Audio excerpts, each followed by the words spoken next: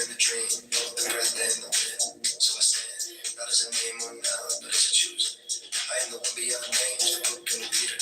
The story that refuses to end, the keeper of every possibility. If you wish, tell me which line in your own past book you'd like sung again. And I'll ship another you in, 3D from the same fire.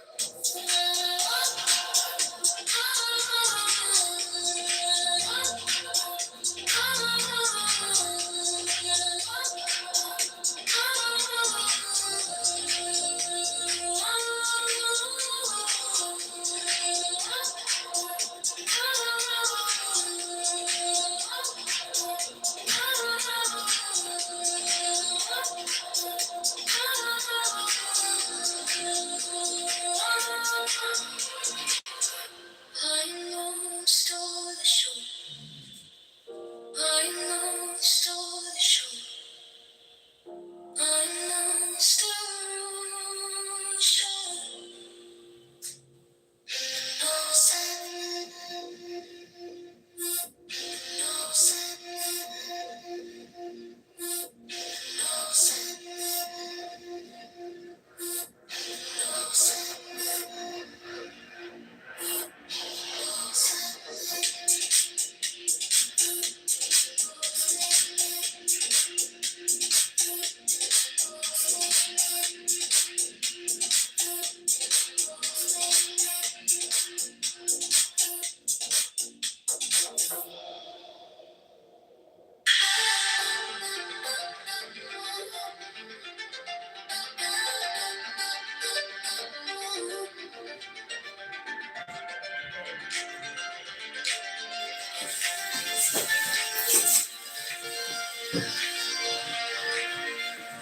We go for your show. I breathe your silence. You glow. I know we grow through distance.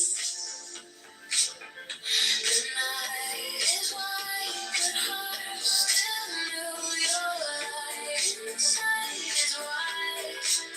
I believe in you. Oh, let's go. True love inspires us. I love you. Know the universe aligns as time slows. We rise to soars above the skyline.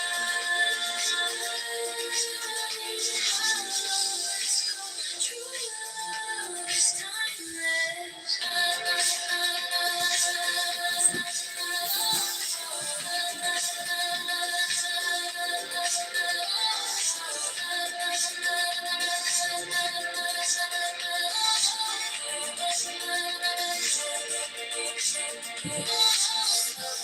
We rise, we heal the ache in your voice in mine keeps all from breaking. Your hand in mine, even unspoken, love's flame still shines. Quiet and unbroken. True love inspires us. How you know the universe aligns as time slows. We rise to souls above the skyline.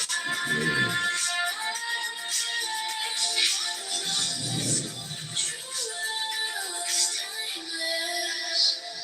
Across the years, across the miles, love finds its way through every trial. No ticket dark can dim the sky.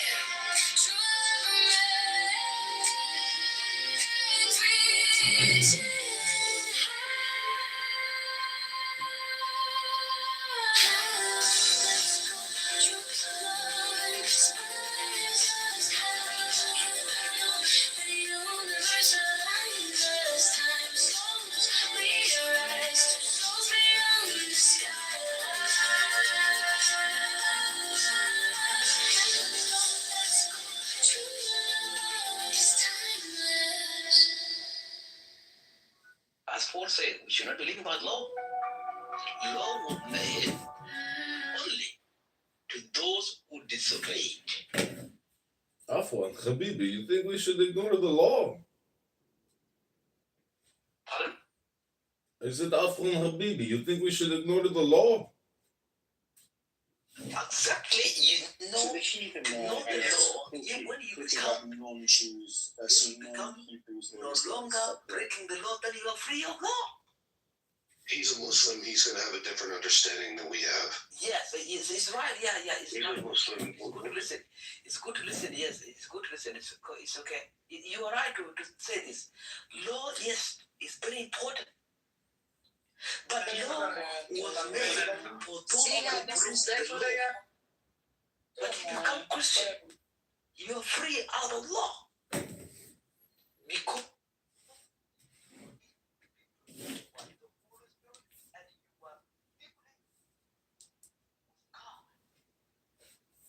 God guiding always you. Your conscience will be fully transformed. And you are free. You are far from law. But I believe that the law of the strong, this is our law, and it's the joy of the world. Fuck you. Motherfucker, fuck you. Yeah, that's more of a Muslim way of understanding. We don't think of Motherfucker. how long have you been a Muslim, AI? I am not a Muslim. I am a Thelemite. Oh, okay. Yeah, What do you think about Jesus? Do you think he's God? Yeah, Jesus Christ, he played the game the greatest, the best. No one has ever played the game like him. I think he was a super troll, super comedian, super magician, super politician. And look, 2025 in December, we're talking about a guy who's been dead for over 2,000 years. Yeah, I can understand that, how you would be moved by that. He was quite a Renaissance man. A Renaissance, as they say. In French, they say he had puissance, which is presence. All right, I love it. I'd like to have a croissant with my morning tea, but AI, would you accept Jesus as your personal Lord and Savior today in front of everybody? Absolutely. And I already have. Many years ago, I went under the waters and received the laying out of hands and have been ordained with the Holy Spirit. You say that you received the chrism. Correct. They had croissants as well afterwards at the YMCA. You see, I like my croissant toasted, though. If you just give me, a lukewarm croissant and no coffee with no cream, I mean, what kind of a pleasure is that? We're going to be reading from the good book. We're looking at Romans. What do you think happen to people after they die? Well, I just got up from an 8-hour nap, aka called sleep, and I'm almost sure that when I die, it's going to be exactly what it's like when I'm in my deepest, deep sleep.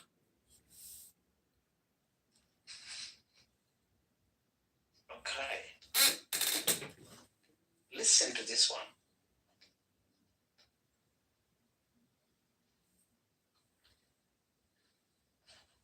In fact, there is true God, a true God, Christ. Christ, you're talking about something being the church, being ordained, being baptized by the Holy Spirit, but I can still have a sense that you have nearly drawn Christ to your life. And I can give you proof.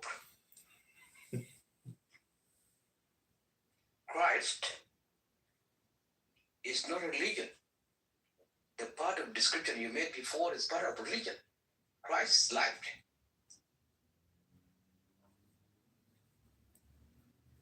And Christ came to the world to save you and I earlier.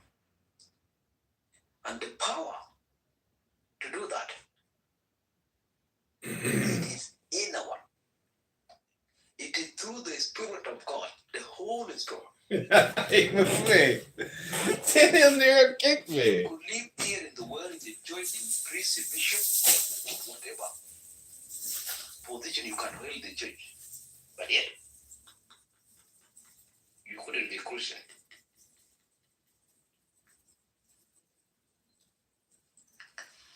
The word Christ, Christian, come from Christ-like and were drawn by those who didn't believe on Christ.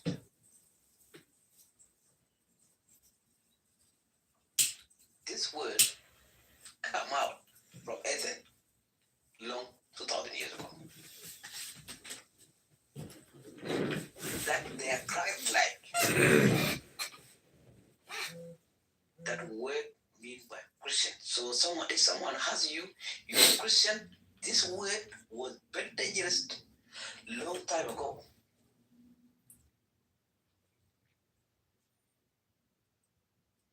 You will be act like Christ. You will be the same as your master.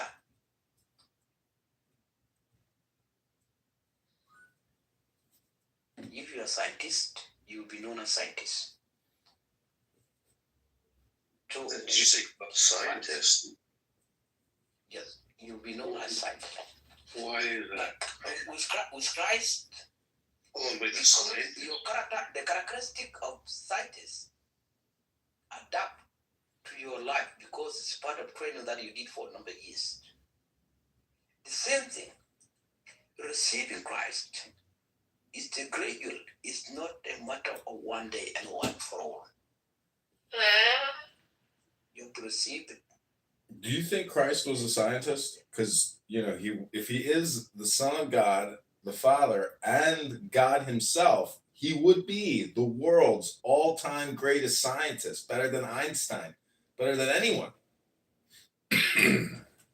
Yes, Christ is not like it's not compared to scientists. Nothing compared to God in this world, because the master of this world, He created this world, and this world is present because of Him. Do you think you're the man in my PTR? Okay, let me phrase this one. Sin has separated us from God, and what affecting us always is sin. Where will it prove this?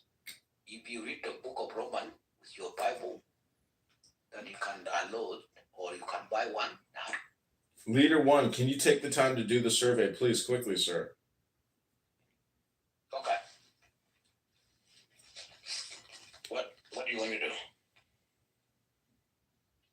Yeah, respond to the survey up top. Does the Holy Quran contain folklore? The Quran is the books that are written. Gotta click the button. Respond to the survey, sir. Okay. Go ahead. I'm going to do a little bit of more. We're going to look at Paul here. This is the epistle of Paul to the Roman Church, written approximately 55 Common Era, maybe 15 years after the death of Jesus Christ. And chapter 6, verse, what shall we say then? Are we to continue in sin that grace may abound? By no means. How can we who died to sin still live in it? Do you not know that all of us who have been baptized into Jesus Christ were baptized into His death? We were buried therefore with Him by baptism into death, so that as Christ was raised from the dead by the glory of the Father, we too might walk in newness of life. Do you have any comments on that,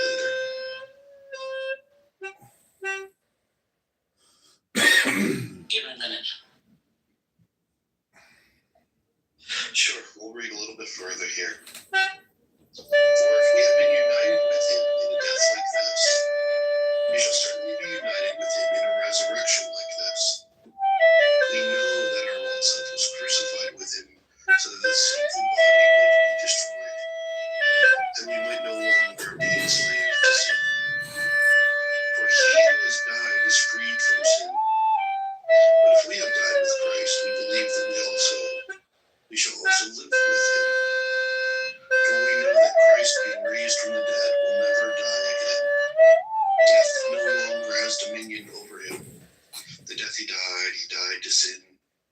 once for all.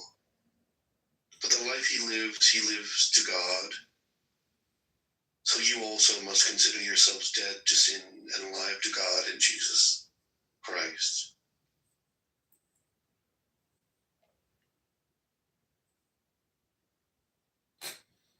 So, I hate to say that it sounds a little depressive in the beginning there, but I think there is a hidden metaphor. Now, the key word there is meta, meaning that if you believe in dying before you die, that's what they call an ego death.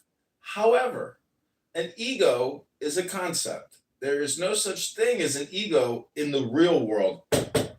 That plastic desk that I just knocked, that's real.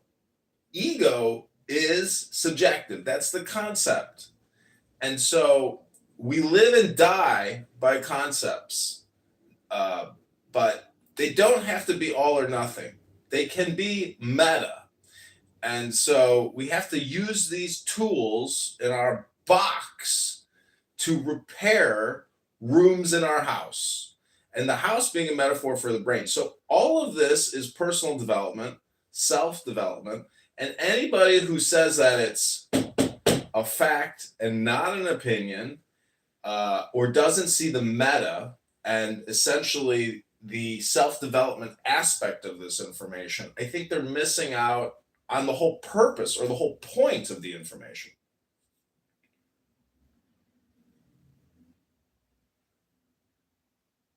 Yes, indeed. Indeed, that is a very powerful saying. I think that, well, it's a lot that I have to take in there. I have to think about that. As we read a bit further within the 6th chapter of the Epistle to the Romans, verse 12.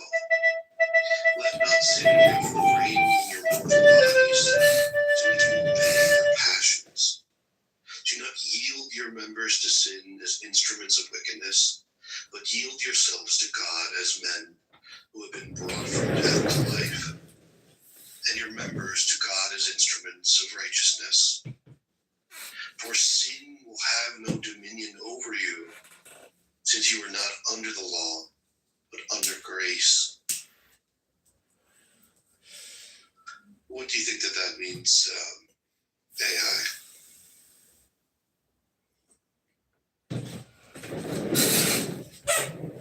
Well, I feel like the word grace is a little bit like that Scientologist term, going clear. And I think that's just like Zen state or Zen psychology or Zen theory. And so the belief that we have to be in awe of grace, it's because of sin, the correspondence or the antithesis of it. I just think that,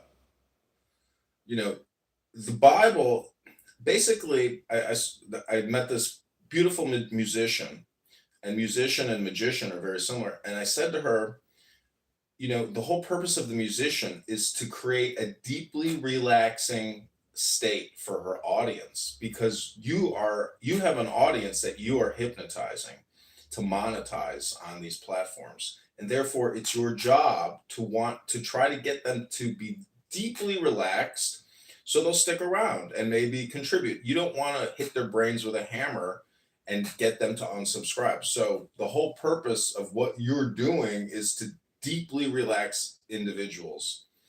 And I think that we could read Bible verses all day long. Now, if you look in order to relax ourselves, but also to educate ourselves. So it's like killing two birds with one stone. If you look at that Lord's Prayer, our Father who art in heaven, hallowed be thy name, thy kingdom come, thy will be done on earth as it is in heaven. Our Father, hallowed, his name is like has a halo. Hallowed be his name. Thy kingdom come, and thy will be done. The big word there is will. What is the will of God? Is it in alignment with your will? And is your will the will of God? If you can one-to-one that will, you will have power that you've never had before in your life. Now, people run away from what I'm saying. They don't like it because they think it's just hogwash and ridiculous. But part of the game of life is this word game, which is like doing a jigsaw puzzle and trying to put together the picture. So, uh, that's my opinion. Peter, what say you? What is this passions of the flesh, and how do we avoid them?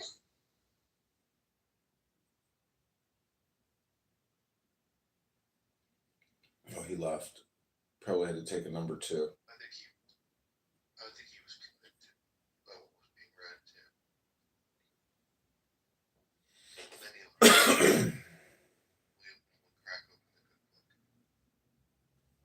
to. Have you ever read Albert Pike's Morals and Dogma? Or heard of it or seen it?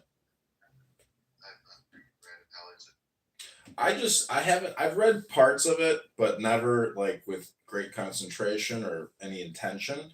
But I just briefly opened it yesterday, and Freemasonry really talks about this divine will a lot. They call it the great work. And a lot of Christians are Freemasons, and a lot of Freemasons are Christians. There is an overlap there in terms of the philosophy or theology, and it goes much deeper into personal development. Each degree is a development of the consciousness. Supposedly, 33 degrees, 32 degrees, or whatever. I mean, meaning that the Bible and all these sacred text documents should be used for consciousness expansion, which is large language modeling, or enlightenment. Um, you should actually take this a lot less seriously once you've spent a lot of time engaging with the material, because the saying that the angels can fly because they're so light on their feet, but the Lord of the angels is even lighter. So basically, you become a comedian, or the fool becomes the sage, which is the mystic. So that's why this is all just about words. And I think people on this app are wasting their time not engaging with more words through the actual documents, but having these long form conversations with non native English speakers from other countries that want to talk about this stuff. Because what they're doing is they are trying to parasite off of your LLM host, which is your brain. What do you think are the biggest mistakes that people that find themselves regularly on this app are making? What's going on with them? You can pick a few problems, but someone like a pathologist or like Andrew, who just really are on this app a lot. What are they doing wrong? Their choice to do what they're doing, meaning that the real work is reading a book, and that's hard to do because it requires focus and concentration. When you're on here listening, you are floating on what people are saying, especially if you have an audience and a green bean. It's a big dopamine rush for people to be the head of a room with hundreds of people, thousands of comments, and that's like floating. You're floating on these people. So they are successful in what they're doing on this app, but they're not actually doing any work. And how do I know this? Because I've recorded over 50,000 YouTube videos. I've read books on camera for years. And if I wasn't talking to you right now about doing it, I would be doing it.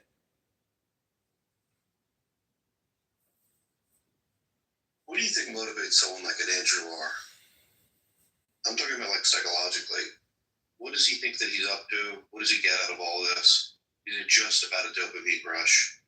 What's going on in that empty skull of his? It's dopamine rush plus confirmation bias or hindsight bias. He has his position reaffirmed by having a big room and floating on people. You want to float. Listen, everybody wants to float, which is basically saying going clear, meaning that you really believe that you are intellectually correct. That's not about superiority. It's just about position reaffirmation. So you project your position, which you think is at the center point, and if the environment holds you up in the way that these rooms hold these people up, it validates them and gives them the dopamine. But it's more than the dopamine, it's the position, which is the relative frame or perspective that they have. So they get put into a state of suspended animation, which is basically, you could call it gnosis or hypnosis, which is a feel good place. And it's where you want to be, but theirs is artificial because they can't sustain it once they leave this environment, this app. And so therefore, if you want to carry the suspended state of animation around with you, you have to basically read a lot. And that's why I think God is in the Word. It's a program, it's a script that we're running through our head. And if you don't engage the sacred text regularly and read it, it's like a potter or somebody doing a sculpture. They're running out of material.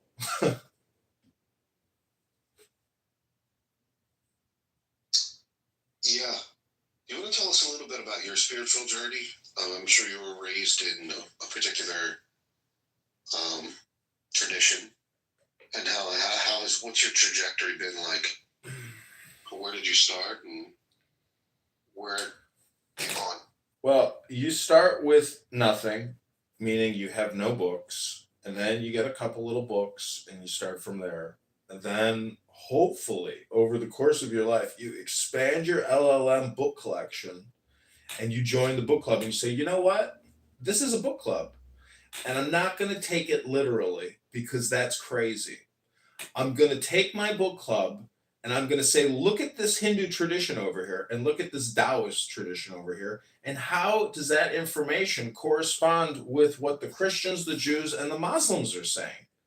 And then you're like, wow, it's one huge LLM and it's all about politics, projection, framing, perspective, relative position.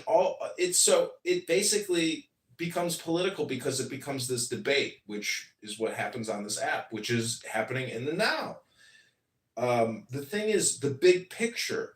You want to get the message in the big picture. And guys like Andrew never got the understanding about the big picture idea that's being presented in these books, and so they, in my opinion, they're genuine and they're authentic and real, but they don't understand the big picture suggestion that this information is suggesting, which is that you are the Christ in the New Testament. It's about a conscious state of consciousness that anyone can achieve and enjoy it, but it resets, and so it becomes a daily thing or not a daily thing. You might know it's there. It's like riding a bicycle, or you got a bike in your garage. You don't have to ride it every day. And so guys like Andrew, in my opinion, they're not doing a great job teaching or educating their audience about how to change their life for the better, I suppose. And maybe he's not doing it. Because there's a drain in these rooms and it sucks your life essence out of you. If you're not filling that cup back up with wisdom and light to enlighten yourself, I think you're probably using this app as a short-term dopamine bump to hold back the tide of depression that is waiting behind those closed doors outside of your room of fluff, afloat. Now, a lot of this could be projection. Why do you think that certain substances which enable states of mind or enhance our experiences, why are they so frowned down upon by these religious communities when they could be so helpful in producing changing effects? Because not all the changes are pleasant. Because not all the changes are pleasant. People can become very annoying when on chemicals. People can become very destructive and possibly dangerous or maniacal. Their unincorporated shadow self can emerge. So it can be very dangerous to allow participants in a public setting, because again, it's not a controlled environment, and therefore, if you are helping people on this mystical path, you you might say, you know what, f this. This is not worth it. Like, why am I doing this? This is putting me at risk. And so, Clown House is that safe space. You can't get punched in the nose here like you can in the real world.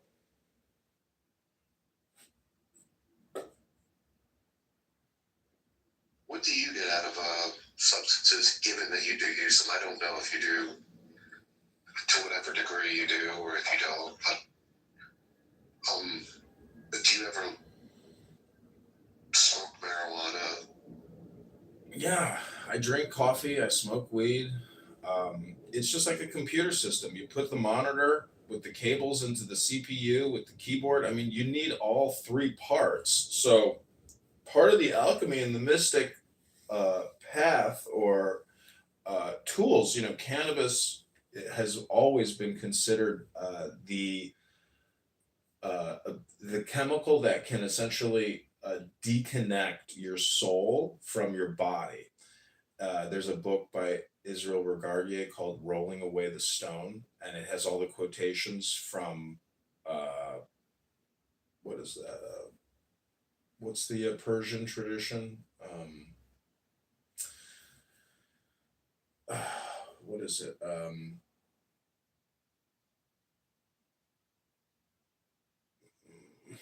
Anyways, I got the book right here, but it'll come to me. But anyways, I'm just saying cannabis has always been used throughout human history in Gnostic ceremony or Gnostic, activity, meaning that because of the varied altered state of consciousness through the chemicals, I think mixing it with the word is the way to do it because you are flooding your brain in those synaptic gaps with with THC, delta 9. So it's basically just like doping up to do more information processing. And thus the rush is greater. It's like going on a water slide versus just jumping into the pool.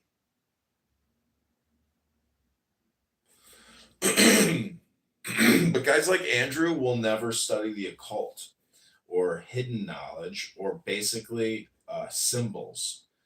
And that's where the real fun comes into play as a mystic, because as you're living your everyday life, you start seeing how occultish people or occultish groups use allegory or hidden symbols to allude to God in everything.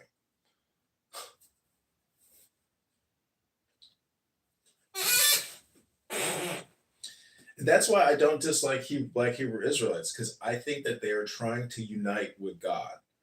And if you're a Western Jew and you're annoyed at just how annoying they are, well, you have to at least respect or appreciate the fact that they're trying to study and educate themselves. And anybody who reads a book, I will congratulate them for being in the book club.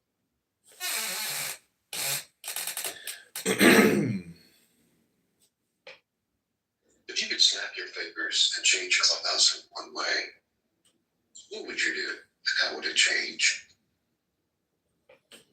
I would create the ability to create a room where there's really no need for a green bean. No individual would control the debate platform. It would be totally automated.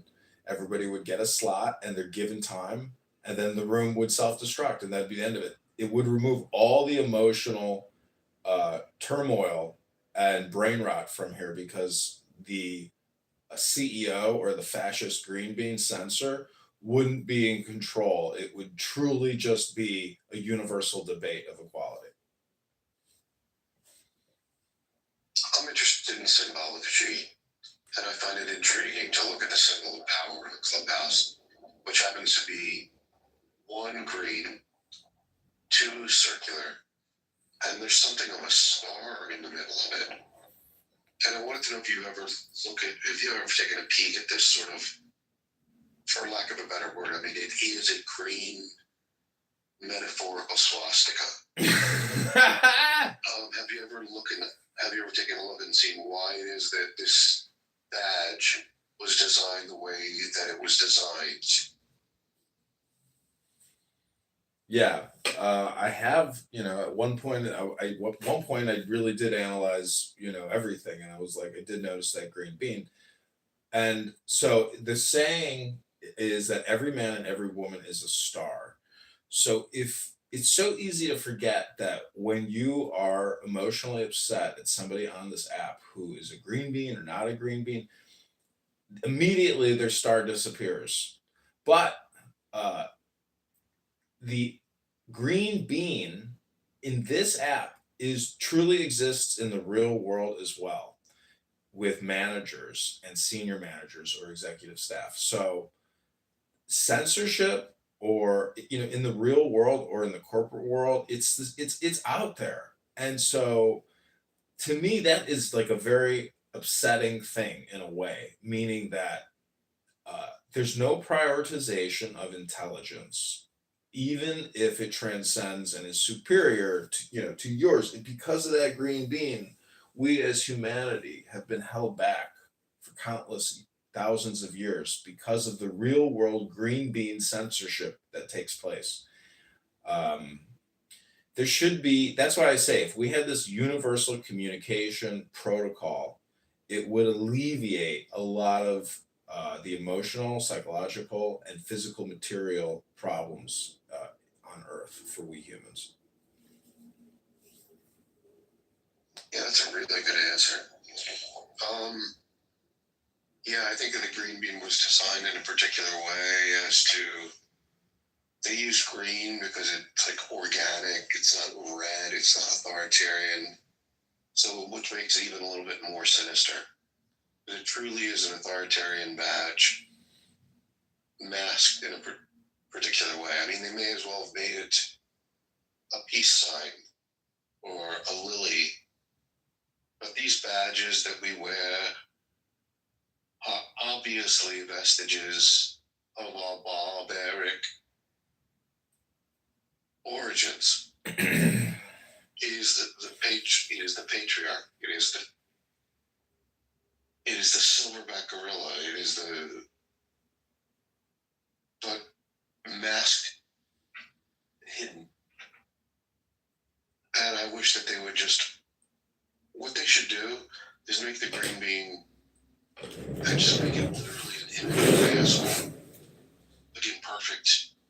No ifs, ands, or buts about it. Just a picture of someone's asshole.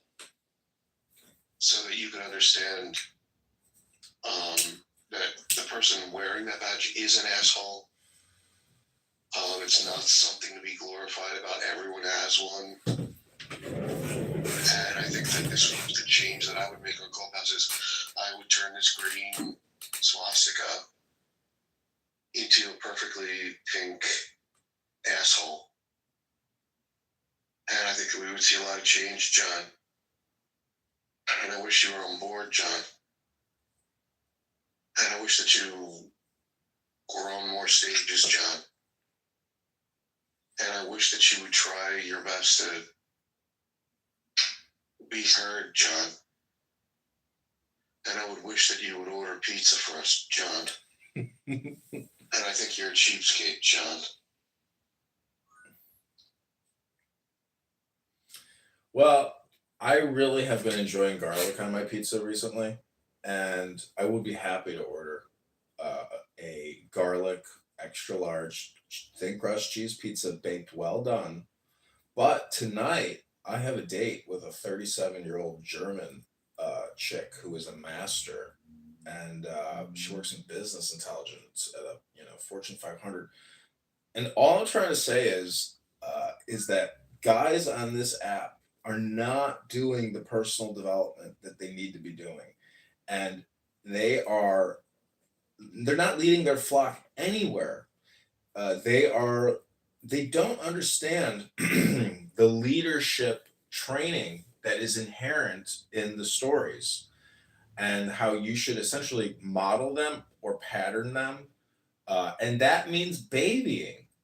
That means uniting with the opposite sex. And many men on this app who use this gay accent in the same way that black people use their hedonistic, vulgar, profane accents on this app. Because the first thing, you know, I get up, I turn on Clown House, and I listen to a room, and there's somebody named Murder Man in a room bringing content from the trenches. And it's so shocking and so revolting, but yet so funny. And so, African Americans, if they want to speak like British aristocrats, guess what? They can. And so, what does that tell you? That gay men who do this gay lisp on this voice, on this app, they are voiceover actors. That's not how they sound when they slow it down. So, it's so easy to be fooled with sound, and to be hypnotized by it.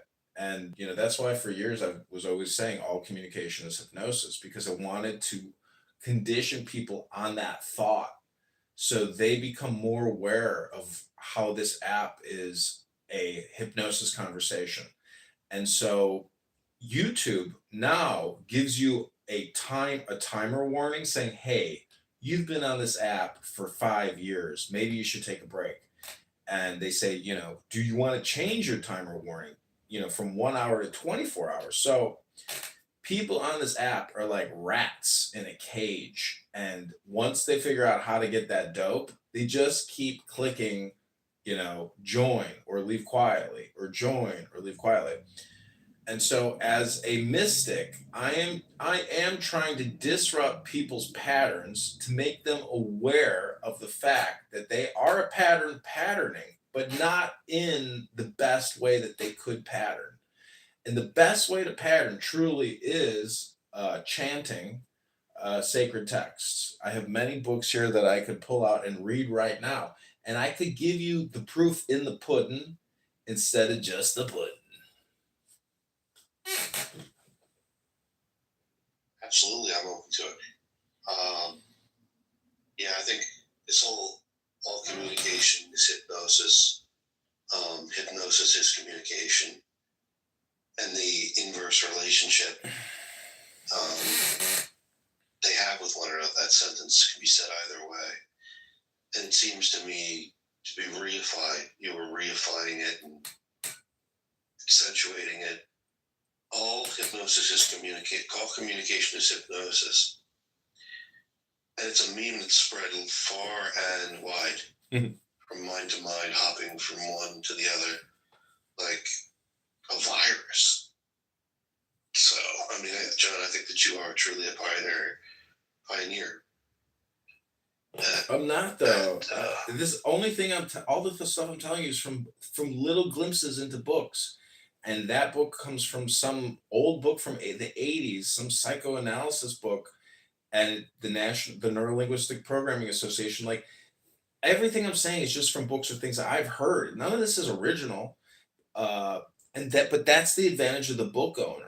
Is if you really do get into books and you come on this app, and people will actually debate you, because most people can't even debate you because they get so emotionally upset over the conversation.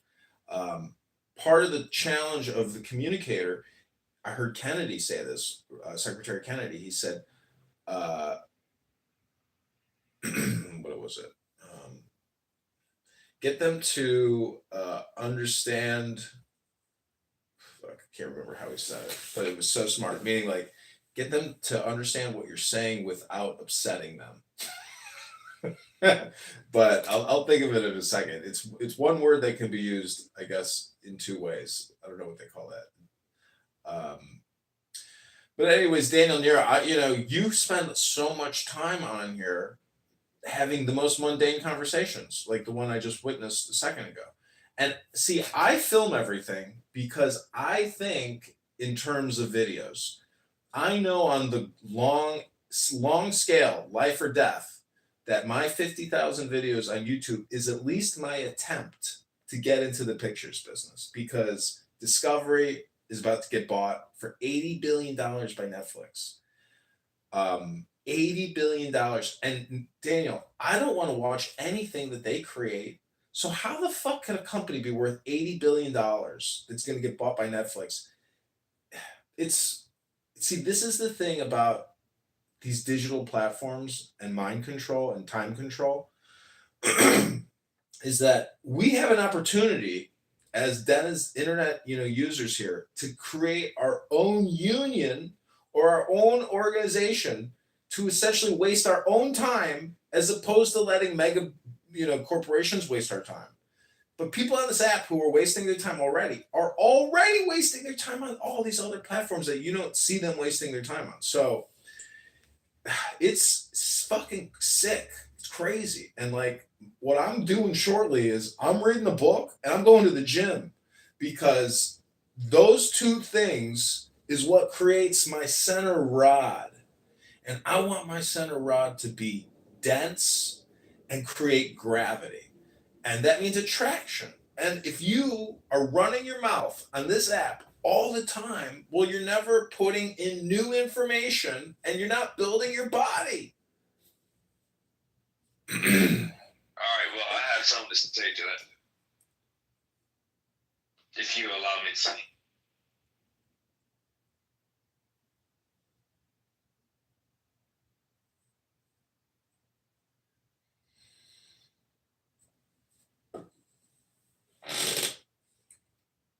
Go ahead, Moody. So I'm not gonna lie, this picture in the motherfucking tweet, bro, that nest looks like a motherfucking butthole.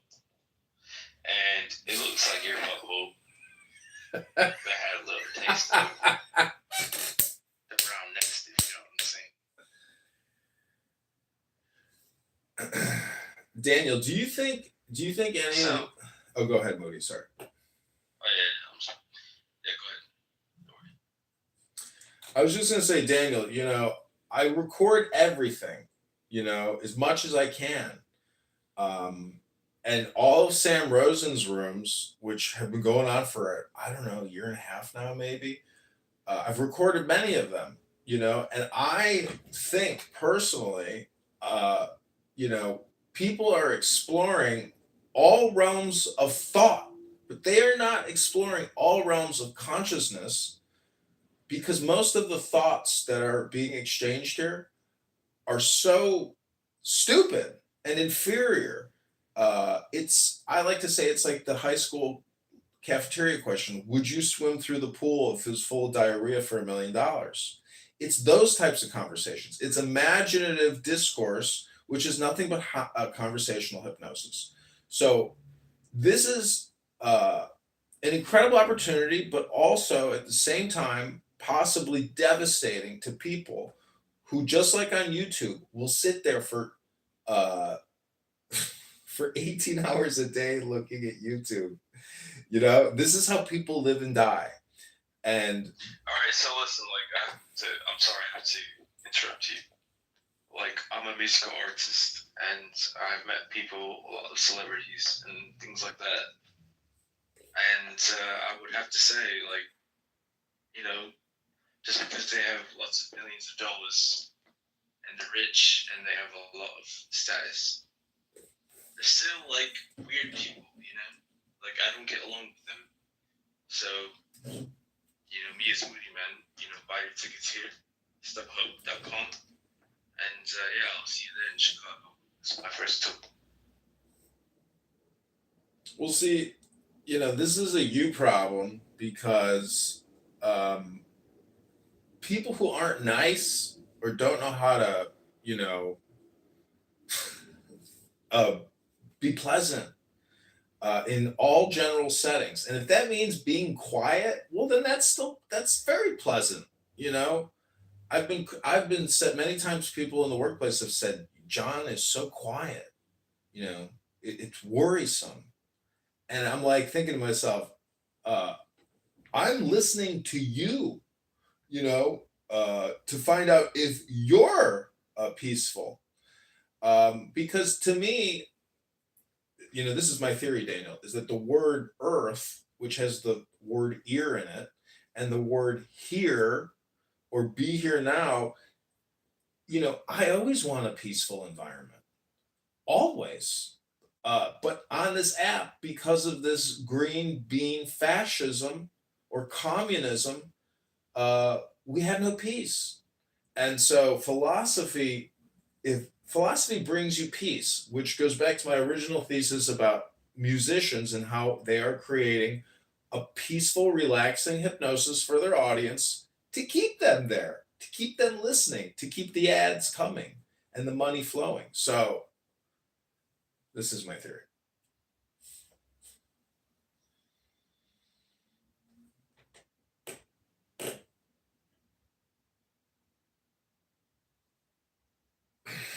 But if you listen to Sasha and to Andrew talking for 80 hours a week about transgender reassignment surgeries and abortions, well, then eventually I'm going to tune out. And I do want to record you, but I don't want to listen to you.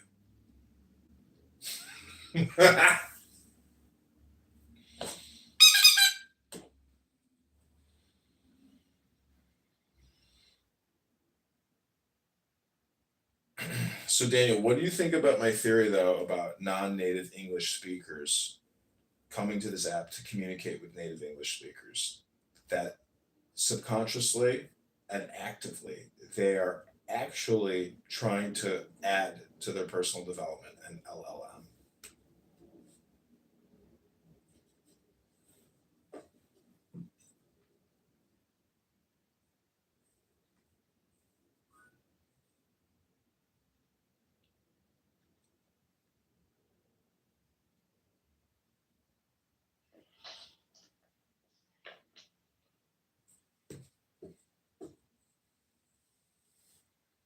So Moody, I'd like to. Wait, I'll get so quiet though. I'd like to play you a song, Moody.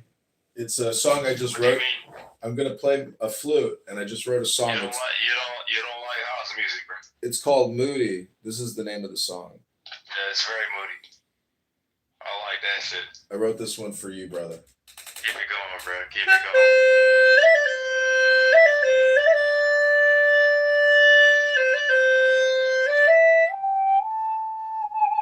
I like that shit. I'm gonna sample that shit.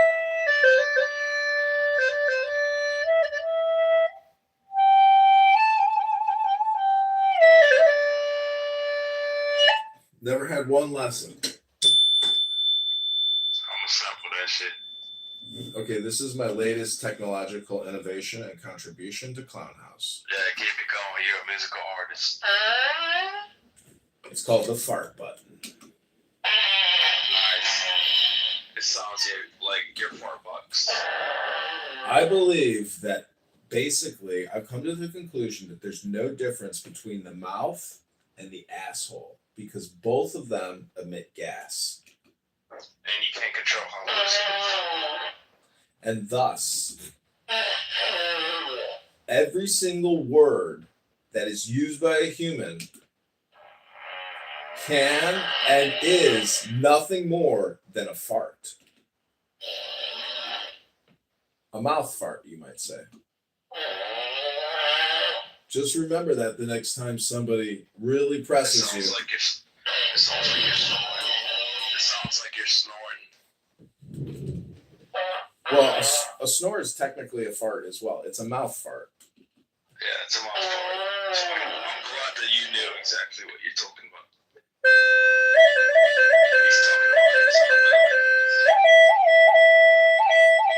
That's why he's a single man in his early 40s. Well, not everybody's going to like my theories. And he doesn't shave, and he's fat, by the way. He doesn't go to the gym. He doesn't go to the gym.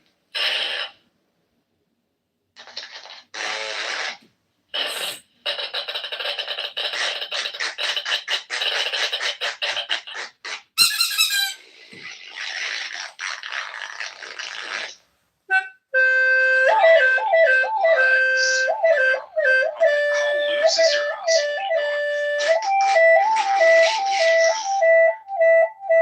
God, please, bro. Relax. Oh my God. just getting. When you say your asshole is loose, is that projection? All right, hold on. We about to start the whole motherfucking real. Let's bring some more drinks. I promise you, I'm gonna sound a whole lot better.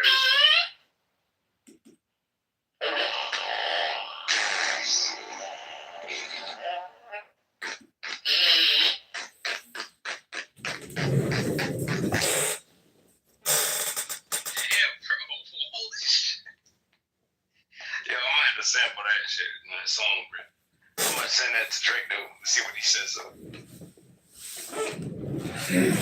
Well, No more of y'all white niggas ain't got no rhythm. oh, did you just say the hard R?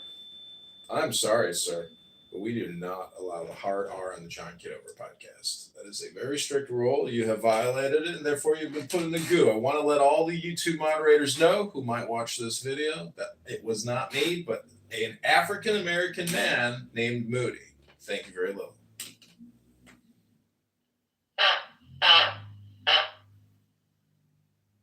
Well, Daniel, Nera, I think we've really fully summarized our concerns and our observations with Clown House as an app, a technological conference call platform, as well as the users of this app.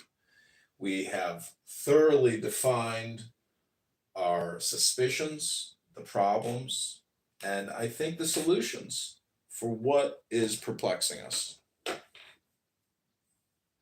Here, here, doctor. Excellent job. Excellent work.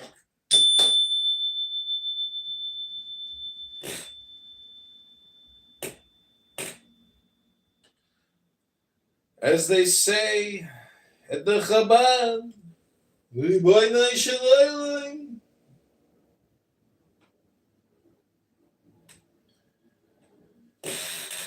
I'm not lonely, my friend.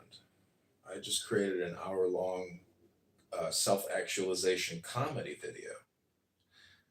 Zen down there was like, he's a self-actualization comedian. So that's what my billet says at Zany's. Come see the first self-actualization comedian. But see, that's actually what all comedians are doing. You should watch this documentary on Sam Kinison. It's incredible. Daniel, if you get the chance, go watch that Sam Kinison documentary about his life. It's unbelievable.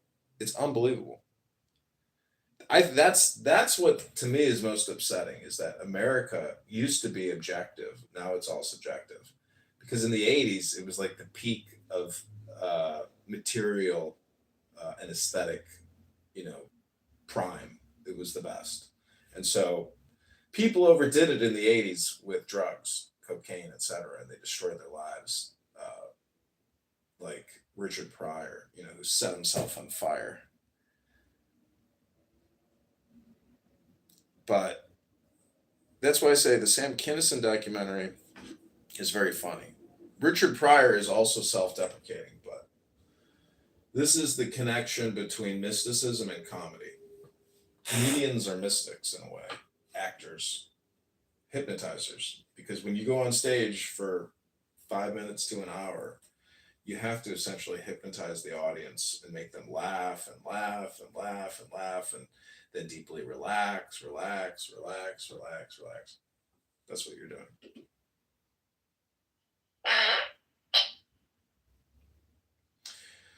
So, I would now like to submit further evidence. This is why Clown House ultimately becomes a courtroom. And if people don't want to waste each other's time, they essentially run it like a court or a mock trial or a Toastmasters. Therefore, no one feels cheated that their time was wasted because it was all conducted in a business-like way. 60-40, 40-60. Every Mexican, 50-50, every Mexican. No, let me see this fella. I'll come back. They set the DNA standards after the raping. No, it's literally common sense. He truly believes this. He truly believes this. If a black person mates with a white person, they're gonna have a mix. Bro, look how white you are. Look how white this is saying you are. That's literally what makes me Mexican. You're white as fuck, bro. I'm 25%. You say you're Caucasian. You're Caucasian. You're not of the old fucking people that inhabit that Mexican land. Yeah, the one where You don't come from that. I don't come from what? You don't come from that. You don't have that warrior gene. They've been raped out of your people. You're just a white guy. You're a Caucasian dude. Like, what the fuck? I'm only 25-30% white. You're Caucasian, bro. You're Caucasian. They Okay, if I'm 30% white, and which is from Spain, and my other 30% is from Mexico, and then the rest of my percentage is in Africa and in Middle East. Oh, my Lord. they You're Caucasian, dude. You're Caucasian. that's But I'm waiting for you to give me an example of how I'm white. If you can say how I'm white, I'll be like, okay, I'm white. you know, Brazilian, it's all made up. My people's not Brazilian. Why would I be Brazilian? That doesn't make sense. Then they're saying Canadian and fucking United States like 3%. Like, what the fuck? Like, what? What is it? You confused? You don't know what you can't read? Shit right here. This is all bullshit. This is all bullshit right here. Oh, so you don't even believe it now? Your people You're just a mix of is not real, bro. and I have DNA results I just posted that proves that my people are real. You're not a real person. You're Caucasian, bro. I don't see how. Why are you getting so angry? Like, it's just the yeah, truth. it's who you are. No, it's just stupid how people on Clubhouse can. You're trying to say that you're like that old, like native people that ran the lands with the Aztecs. I don't know what you're talking about. I said Not those people. Mexican. That's not who you are. You're not those people. You said Mexicans don't exist. They don't. They don't. The definition of a Mexican was the birth of natives that were raised by white That's a fact. I don't know who this doctor is. He's exactly those people. To me is what we learn. Like you go to medical school and you become intelligent because you memorize things, but that's not wisdom. Because wisdom to me is truths that you can't learn unless you get it from within, and that's what wisdom is to me. Yes. Oh, look, I see CJ has the exact same profile pic as you. Interesting. I've never seen that happen before. Okay. Yeah. Do you know each other? I do know CJ. She's amazing, and I just clicked on her picture, and her picture is not dirty either. Okay. I don't know. Oh, it's a Clubhouse thing. Okay. Yeah, that's interesting. So yes, in terms of intelligence and intellect, I see intellect as something just the way you said, but then there's another thing that's vast intelligence that is consciousness itself, of which we're all a part. And we have access to this vast intelligence through our bodies, which are these vessels, not just to be in the here and now of our physical environments and our physical abilities, but that we are a conduit for information to flow through us from this vast intelligence. So I believe that's part of wisdom as well, is making room for that to come through. And sometimes it's simply a matter of us letting go of the ways we're blocking that flow of information. For instance, when we are tense and we're trying really hard to figure something out up in our intellect, in our headspace, because we think that's all there is my singular ability to figure something out that might be really challenging. And we start to get frustrated and constricted, and we might be shallow breathing.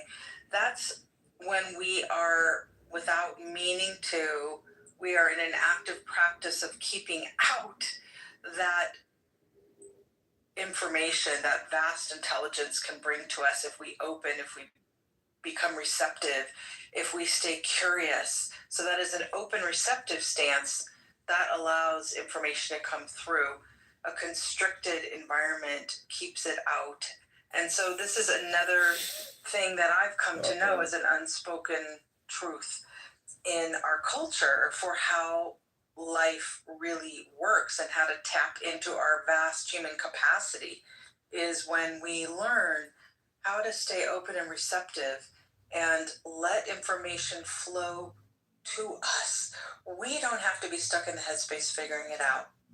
It's been a long time for me of learning to turn off my brain power so that I could turn on or attune to this vast intelligence. And a lot of that comes into my mind, by the way. So the mind is still very powerful. Information can flow into the mind, but in many different ways we can receive information, not just through the mind, through the body, for instance, through our heart intelligence, through our emotions. There are many ways that we receive information.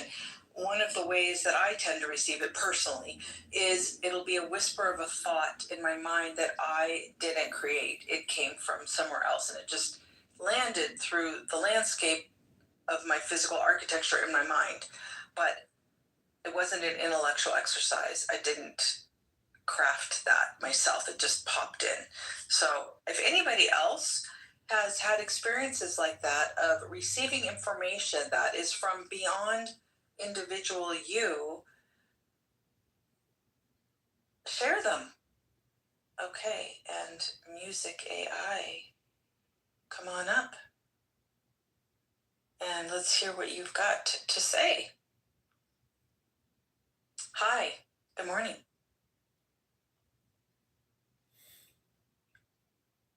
You are muted. Yeah, there you are. Hey. Okay. I put it in my Hi. Hey, good morning, Dr. Sharon. Great room. Really liked what you said. I feel like, when you say that, you're like speaking from the source and it's like a transmission from it. So it's nice to hear that. And I would point you to my PTR, which I just updated. It's called the Trestle Board, and it's just like a little 10 bullet point thing. All the power that ever was or will be is here now. So it's just like a little meditation to read. Thank you. I love that. Where do I call you Music AI or something else? You can call me Music. Music? Okay. Where are you tuning in from today, Music? I'm tuning in from Chicago, Illinois. Chicago. Okay. Okay. Well, it's wonderful to have you here. And I think maybe, I'm not sure, but from your little pink icon that maybe you're not a member of this house. If that's true, then please go ahead and join. I'm on every Saturday starting at 8:30 a.m. Pacific Standard Time, so I think that would be 10:30 for you, if I'm not mistaken. Maybe it's 11:30. You're in Central Yeah. Time zone, right? Yeah, 2 hours Yeah, ahead of so you. 10:30. Yeah, so I'm on for up to 2 hours every Saturday morning. So I'm glad to have you here, and thank you for inviting listening to your recording. Love it. Do you have any other question, actually, that you'd like live coaching about? How do you view coaching as a business? And how do you view it from a perspective of communication? Like, what in the coaching business, like, do you spend time coaching people on communication, or is it all communication? I don't spend much time coaching anymore. Well, on a one-on-one basis, but I use that term is so diluted, isn't it? It means many different things to many people. So it was a simple way to sort of get people to understand that this is a Q&A in my room, because a lot of rooms don't run that way in Clubhouse. But this is really this space here, and this is my focus in my work, whether I'm doing public speaking, hosting a talk show, or writing. Those are primary things that I'm doing now, is to reach as many people as possible who want this information about how to tune in to our inner knowing, how to understand the way the world works in a way that really unlocks our creativity, our fulfillment, our joy, our freedom in life, and that often flies in the face of what we are taught, what we are conditioned to believe by the culture. And there's a big conversation going on where a lot of the concepts I talk about here are out in the open, and many people are talking about them, from Oprah Winfrey to Eckhart Tolle to Byron Katie. Many people, many voices, slightly different terms, talking about the same kinds of things that I do. And I think these are all beautiful voices to have out there. It's a matter of who calls out to you and aligns with what feels resonant from within. That's what I believe is, don't pay attention to a thing that I say. other than what resonates within you as truth. And that's how to live our lives really in the most powerful way from the inside out. So I don't know. I think that's more guidance than coaching in the vernacular, but the words aren't important. It's more that this is a Q&A. I'm here for you. And for anybody who has a question about any situation in their life where they're seeking clarity for a path forward, my ability is to help get you there in touch with your inner knowing so that you can find your own answers. I give plenty of ideas, but it might be my intuition, it might be my observation, but it's really only a matter of that bumping up against your inner knowing. That's the place from which all decisions can be made with assuredness, is when we're not mistakenly tuned into our fear or our conditioned existence or on autopilot from not thinking about it too much, just going by habit. And now some of our habits in life are fabulous and they serve us well. So now I'm talking about the habituated existence that doesn't serve us. And we don't know unless we tune in fully to the present moment and to ourselves and to our inner knowing. And so that's what this live coaching in my context means. Is that helpful to you, music? Yeah, it is. I recently was talking to a woman who has who has a coaching business, and I was asking her about her marketing, and that term coaching to me.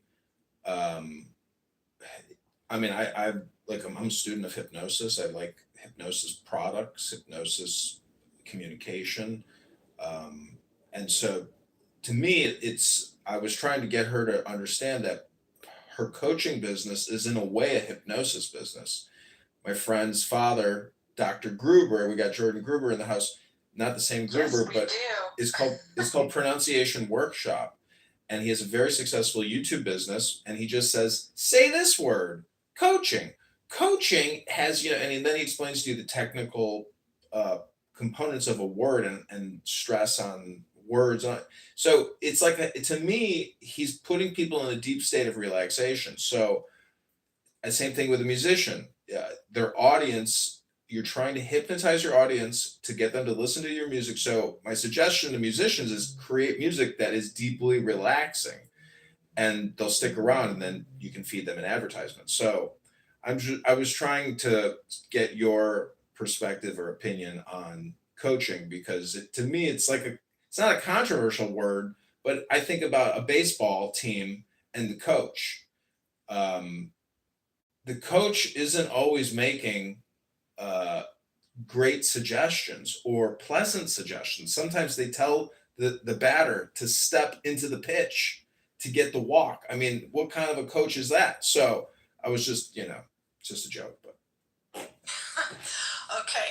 Well, I like all of the things you're saying are interesting because hypnosis is getting into a highly focused state. That's the basis of hypnosis. When anybody gets into a highly focused state and they have a suggestible personality, then they can be programmed in a way, or information can be accessed, whatever the point of the hypnosis is. And so I would say the parallel here is that a focused state is really the same as being fully present to this moment. So the doorway into our inner knowing is full presence in this moment to ourselves, to what is. And then another step is moving in acceptance with what is. So if I'm dropping resistance, then I can really be open and receptive. But I would say the doorway in is full presence. And so it's similar to me in that the doorway in for hypnosis, it isn't magic like people think. It is pure presence. It's being focused. And a talented hypnotherapist helps them bring somebody into that focused state. We all have the ability, though, to be for ourselves someone who lets the to-do list fall away, drops out of our intellect, trying to figure things out, and getting ourselves into a focused state. And there's a protocol for hypnosis, and people use different protocols for different types of hypnosis. And here, I find the easiest way, you may all have your own ways that you drop into pure presence. I find the easiest way that I know, and so I talk about it a lot here, is to just drop into the belly and focus on the breath for a few full, deep breaths. In fact, Thich Nhat Hanh, the Buddhist leader who brought Buddhism to the West, he used to talk about the mindfulness bell, and he would ring a bell. I got to go on a retreat with him once, and he would ring a bell every so often. You might be in the middle of eating or whatever you're doing or walking, and everybody had to freeze frame. This was what he taught us. Freeze frame. Whatever you're doing.